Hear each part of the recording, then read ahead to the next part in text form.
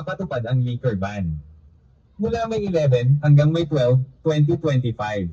Mahigpit na ipinagbabawal sa nasabing panahon ang pagbebenta ng alak, pag-inom ng alak sa mga pampublikong lugar, pagbibigay o paghahain ng alak sa mga establishmentong walang kaukulang special permit mula sa COMELEC.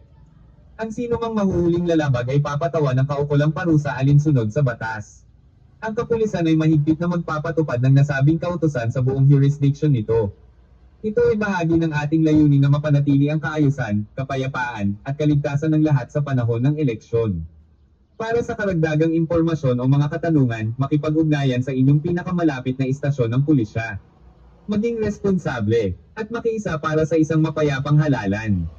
Paalala mula sa Pamplona Municipal Police Station. Sa bisa ng umiiral na batas at alinsunod sa mga pampublikong lugar. Pagbibigay o paghahain ng alak sa mga establishmentong walang kaukulang special permit mula sa COMELEC.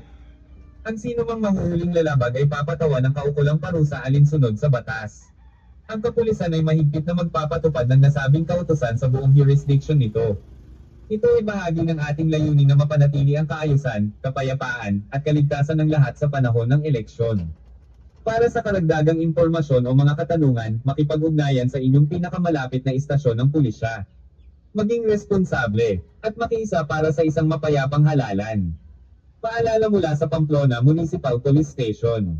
Sa bisa ng umiiral na batas at alinsunod sa kautusan ng Commission on Elections, COMELEC kaugnay ng national and local elections, ipapatupad ang liquor ban. Mula May 11 hanggang May 12, 2025. Mahigpit na istasyon ng pulisya. Maging responsable, at makiisa para sa isang mapayapang halalan. Paalala mula sa Pamplona Municipal Police Station. Sa bisa ng umiiral na batas at alinsunod sa kautusan ng Commission on Elections, COMELEC kaugnay ng national and local elections, ipapatupad ang liquor ban. Mula May 11 hanggang May 12, 2025.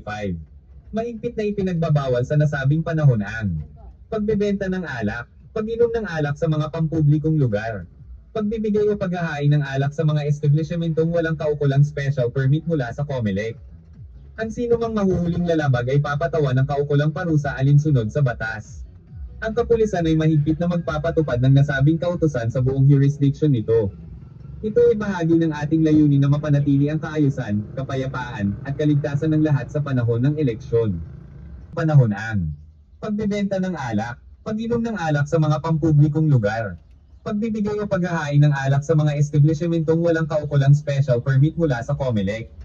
Ang sino mang mahuhuling lalabag ay papatawan ng kaukulang parusa alinsunod sa batas. Ang kapulisan ay mahigpit na magpapatupad ng